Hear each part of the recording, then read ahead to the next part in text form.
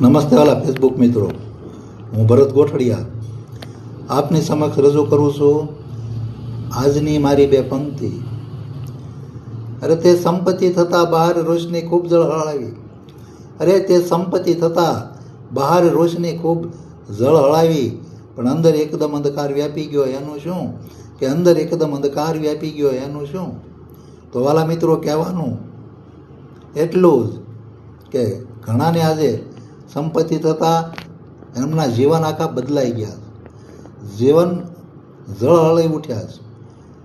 જીવન ઝળહળી ઉઠ્યા એટલું તો નહીં, પણ એમાં એના સંબંધો પણ ફરી ગયા, મિત્રો ફરી ગયા, અને કેટલું એને ફેરવી નાખ્યું.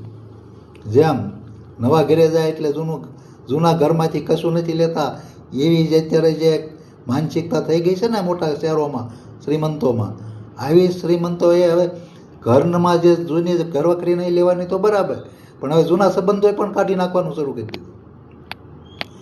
નવા ઘરમાં જાય અને નવી વસ્તુ બધી અપનાવે, એમ શ્રીમંત થાય એટલે જૂના સંબંધો, જૂના સ્નેહ લાગણી આ બધું અત્યારે છોડવા માંડ્યા છે.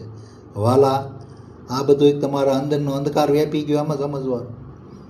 તમે જ્યાં બહાર રોશની કરો છો એનો મતલબ એવો નથી કે તમે પાછળ અંધારું કરતા જાઓ. ના વાલા, જેમ બેડોળ શરીર ઉપર શણગાર ન શોભે ને, એમ સમજણ વગર, સંસ્કાર વગર તમારી સંપત્તિ પણ ફીકી જ લાગે. કદાચ તમને એવો વહેમ હશે કે આપણી સંપત્તિ જ બધા અંજાઈ ગયા છે, આપણી સંપત્તિની સારી તરફ સો તરફ વાહ વાહ થાય છે. હા, તમને માન સન્માન પ્રતિષ્ઠા મળશે, પણ એ ફંડફાળા માટે, વાસ્તવમાં તમારી ગણના ક્યાંય નહીં થાય. તો આમ મારી આ વાત તમને સારી લાગી હોય તો શેર કરજો, લાઈક કરજો અને કોમેન્ટ કરજો. અને આ વાલા ફોલો કરવાનું તો ભૂલતા જ નહીં.